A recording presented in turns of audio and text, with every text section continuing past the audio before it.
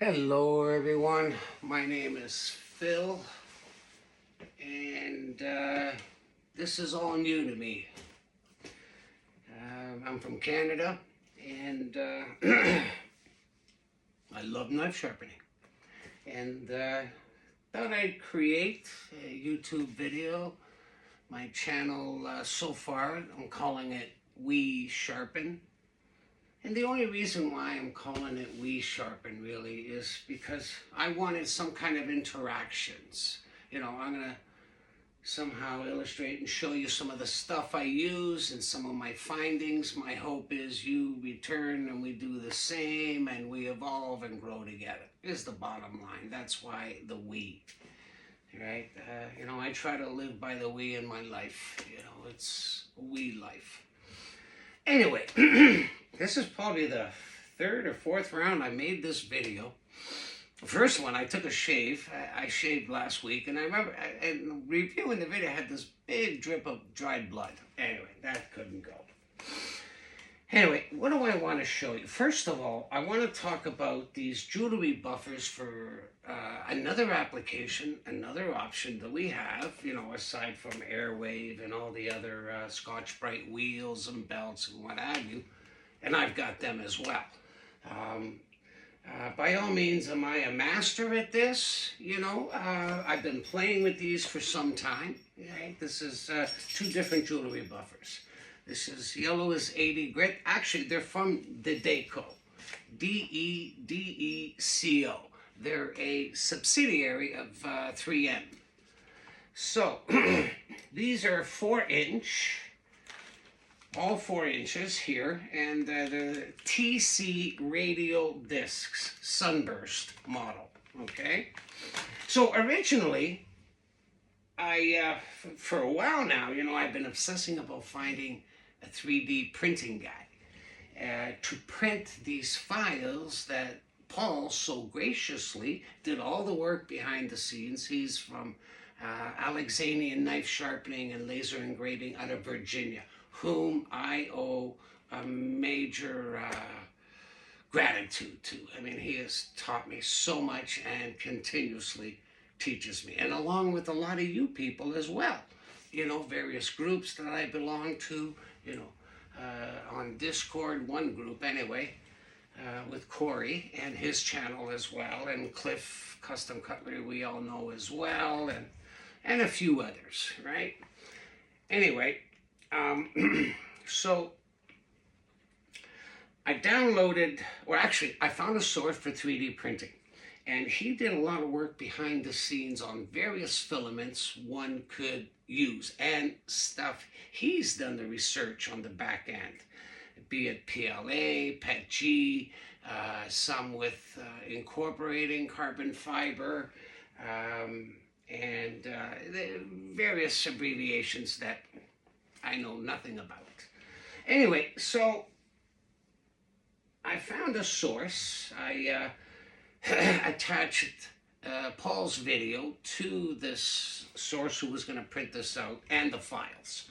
Anyway, I've been playing with PLA. Now, I must qualify by saying I think Paul with PLA, these are from his files, right? And I had them print a different color, one for left, one for right, right?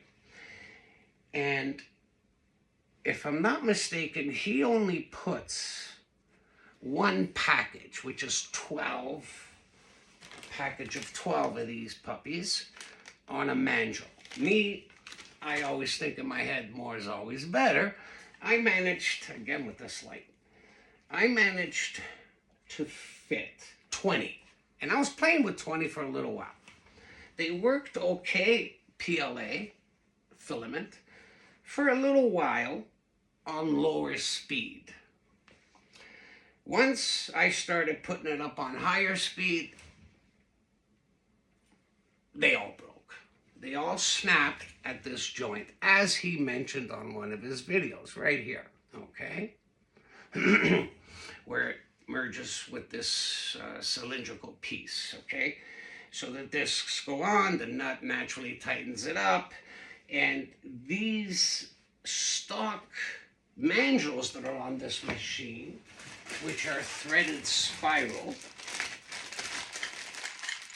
like these babies, okay, right here, right? And you can lock them up with a couple of screws here on the 1/4 inch, I think it's 10 millimeter shank, if you will, right? That's grooved. And then these tighten up on the flat part. Anyway, long story short, so these screw on, depending what set you're printing naturally. You know, one's a left, one's a right, so you got to turn it accordingly to tighten it up on the threads. Anyway, long story short, they were all breaking on me. Now, whether it's because I've been putting 20, and I mean, if I'm going to do this project, I'm naturally going to use as many of these discs on this, you know, attachment mandrel that I can, quite honestly. Why play with only 12? You know, my thinking. Some people that'll work, that's great. Hey, God bless, you know. So they were breaking on me, man. And then I'm thinking, you know, buy my own 3D printer. And I just, actually, I'm going to wait till I get back from Mexico come next spring. I'm going away for 3 months down in Puerto Vallarta. I love it. Me and the wife, we enjoy it. Oh, I just love it. Anyway, so looking forward to that. So then I thought, so in the interim, while waiting for these, I found these mandrels. Oh, Jesus. And you know what? I just ordered another batch. Because I can't show you on the machine. Oh, shit. Hey, preparation is the key, ladies and gentlemen. Anyway, they're,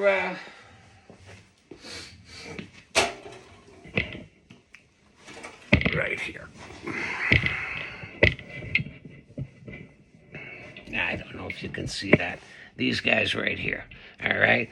Now, again, you know, they come with a flange. I didn't put the flange at all. They fit nice and snug. Naturally, it's a 1/4 inch, right? So they fit nice and snug, right?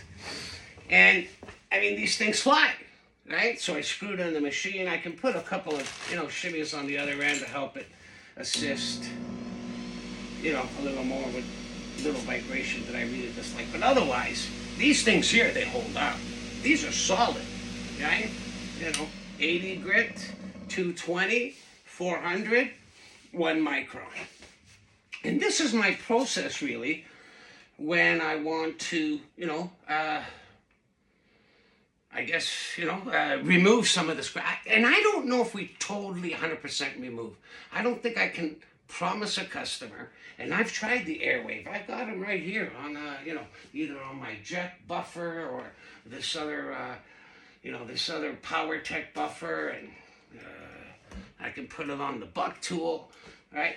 But I don't think all the scratches. I don't think we can guarantee. I couldn't guarantee it. And I've been playing for a couple hours, let's say, on a night. I do know that we can diminish the visibility of them, that's for sure. And playing with this vigorous, or this various grit process, if you will, right?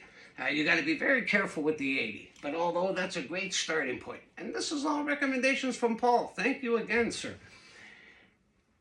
So, I don't think I can promise. If you have a better way, please, man, I'm open, I'll listen, I'll read, I'll watch, whatever, you know. But I do know I can take away and diminish, I guess, what's the word I want to use? Not the depth of the, you know, because if they're ingrained, man, hey, how much material are we going to remove to start from zero and then, you know, buff it out as we do the process? But, so anyway, you know, I don't know about these, for me anyway, right? I'm not going to give up on them, right? But, unless I find, you know, a better material, even carbon fiber, but these mandrels are a work in progress for me, and they are for Paul as well. And I'm sure behind the scenes he's doing a lot of R&D to find the right filament, because he's thinking on selling them. And, you know, I hand it to you, sir. There's no doubt. The last thing we want is to sell a headache, right?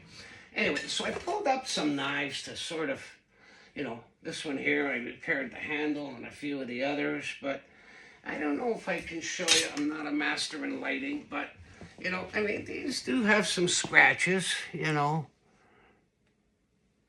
And my eyesight's pretty. There they are. You see them right there? You know, halfway up there. Da da da. Right? You know.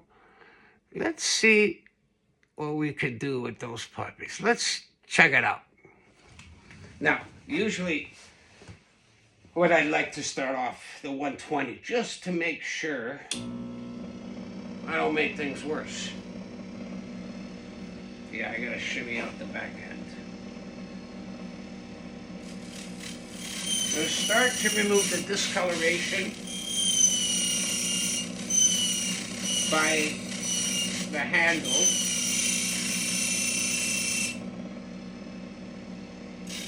But I should use the Dremel in that area. But let's work on the scratches, see what we can accomplish. Let the machine do the work.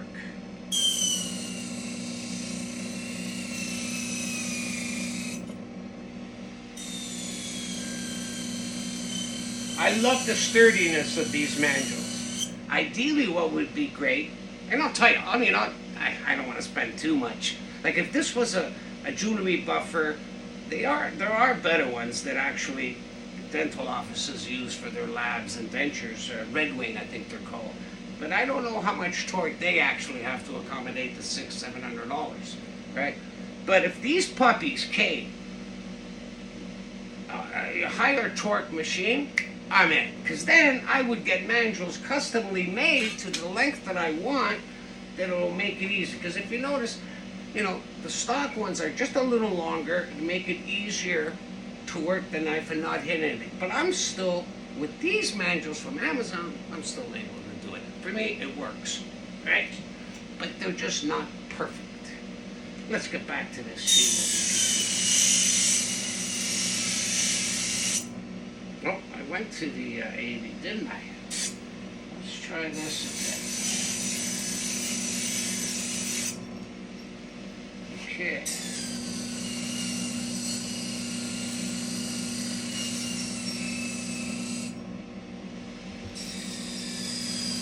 I'll tell you, I'm at 3/4. That's max. Now that's a lot of speed. I think it's 8,000, 10,000 RPM. I mean, at least that's 8,000 RPMs of the motor. Who knows at the wheel? It might be less.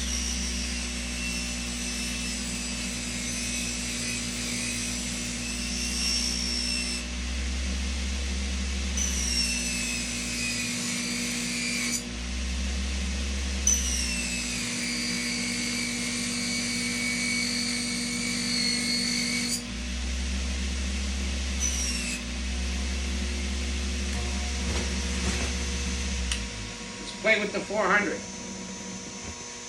Just twist the Rudy this for us, ladies and gents. Let's see.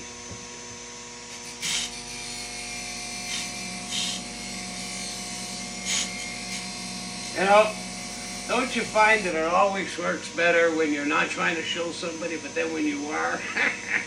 Hey, isn't that the truth? I don't know. I think I speak people's thoughts. That is the truth. There's no doubt.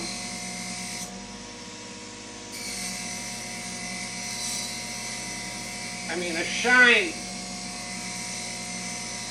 we definitely get. And I think sometimes giving back the customer a polished knife, right? From the dullness that they gave you, sometimes it'll even, you know, help in our benefit to say, hey, this is the best we can do. But me, I don't promise you're going to take them all out. There's no way. No way. But please, ladies and gentlemen, if you have a better process, hey, man, I'm in.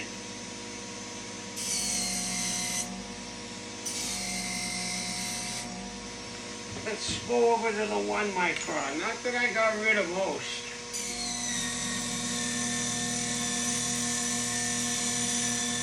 And I gotta tell you, I mean, this is some nice Japanese steel. There's no doubt about it. Could I have attacked this vertically? Maybe so. I mean, I think I got in there. I mean, she's not perfect. I mean, you can see the difference. Forget about it, right? There's no doubt about it, right? And that's only a few minutes, guys. You know, we can definitely put in some time. You know, I mean, look at the tip. I mean, halfway down, she's fashkif, as they say in our time. But for me, these babies work. They really do. You know, all these others, I don't know what I'm doing. I tried to glue them back together with some high-end glue. You know, I don't think they're going to hold up. There's no way. But I can always get a bunch of these printed out. It cost me $30, I think, and I got 4 sets of each, 4 lefts, 4 rights, which isn't bad, Canadian, you know. Yeah, I mean, these little babies, you know, if you know one that comes in with a higher torque than these guys, I'd invest that money and have some custom mandrels made, again, just a tad longer, right? Or even, you guys know of another, like I said, I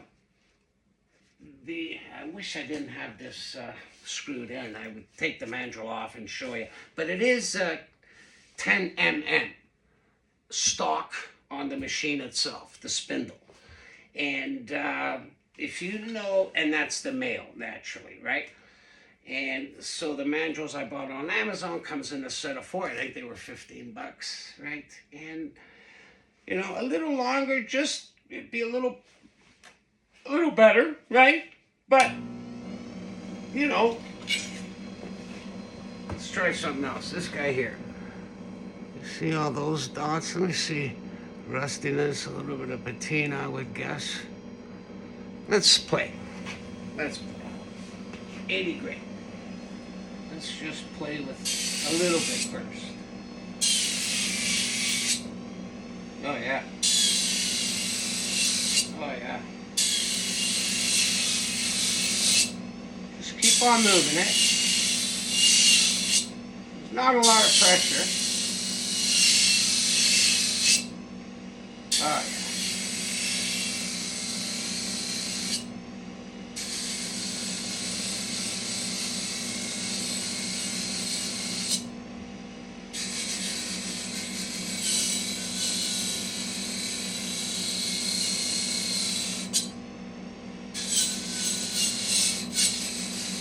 I just want to play with a little bit of it. Now, mind you, I can put it vertically in there. You can this way as well, right? But there is no doubt the ones at a quarter of the way up that were blemished. And let's just do the process really quickly. 120 grit.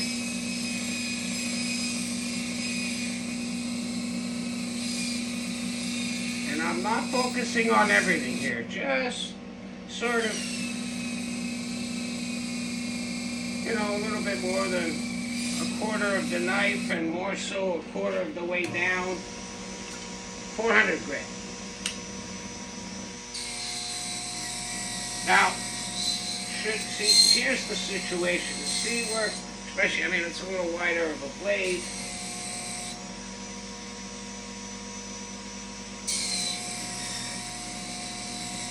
But I can get in there.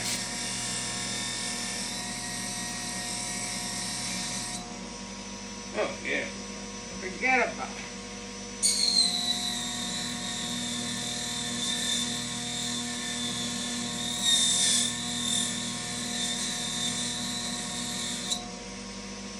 Maybe. Here.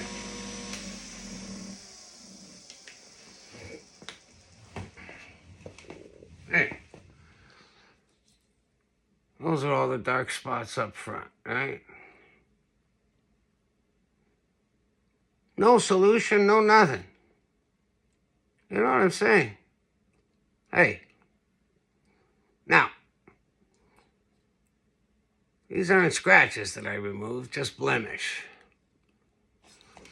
Okay? And, you know, Scotch-Brite. yes, I've got Scotch-Brite from Cliff, right? You know, I've got them up top here, 240 all the way up to 1,000, right? They have its purpose, other application, but I don't use that to restore. You know, I've got his belts here, reconditioning belts, right? That's a process, but I haven't played with them enough to actually offer you true, honest input, right? But, I mean, some of those things, just about all of them, I had to true up. You know, I mean, that's a headache and a half. I mean, really. You know, you spend that kind of coin, you want something that's going to run nice, perfect, right? But, anyway, that's just my issue, really, truly, honest to God.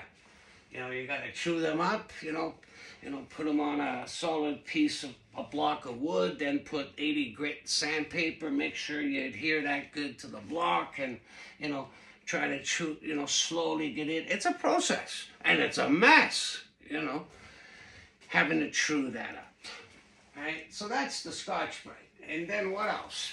You know, the airways, I don't know, man. Look at them all. Yeah, look at them. I got them all right here. You know, the bottom half. Those, all the airwaves, right? If you guys got better luck, I'm in. You know, let me know. But anyway, I just wanted a quick update on this, you know, these mandrels for me, they work. You know, if you can find longer ones, it's just a tad bit better, right? I mean, let me just show you quickly, I mean, some of my stuff. There's my T8s, 2 of them, you know, a nice 50th anniversary. The Jet, twice as sharp. Some of the stuff, you know. This is my machine right here, this baby. This baby. Cuttermasters.com, Edge Apex, resin bond wheels, 100, 1000. A dedicated stropping. There's the tool cur. There's the, I think the KSG1. There's another Tradesman 1x30, fantastic, controlled sharpening, like the jig, you know, microscope, all these wheels down below, check them out, CBN, Diamond, what have you, look at them. Anyway, I can't wait to build my garage next year. I'm going to build a 2-car garage. And I'm going to have a lot more space, you know. And this is all from you, Paul, from your 1-car garage setup when you first started, my friend, you know. I mean, this is like a 1-car garage space, but it's slowly, it's just feeling congested. I mean, sometimes I don't know where things are specifically because I'd like to be a little bit more organized. But, hey, actually, also, I have it, a 1964 Grumman step van, like those old milk trucks. It's in the shop as we speak. Hopefully it'll be ready by late next spring. And, I'm rebuilding the engine, the tranny, the chassis is still the same, 1 ton, you know, from a dually. I'm putting on singles. And I'm rebuilding this, so it's the cabin itself is the wow factor. 1964 Grumman, Chevy Grumman step van. And, I mean, like, I'm a general contractor as well. I renovate homes. I don't build, but I, you know, renovate just about do every application, specialize in stonework. And so thank God, you know, as long as I have my health and go to work there also, you know, I can afford these little toys, right? Because some of these, as you know, they're not cheap. But let me know if you saw some of the equipment. I'd like to do a video one day on the Edge Apex, but right now I'm just trying to keep it simple. Keep it simple. On this little find on Amazon and my experience with those mandrels, you know. Paul, I'll await your experience, my friend. You know, I'll let you know some of my findings if I find something that's adequate enough as well for a quality filament. Anyway, everyone, ciao for now. Thank you.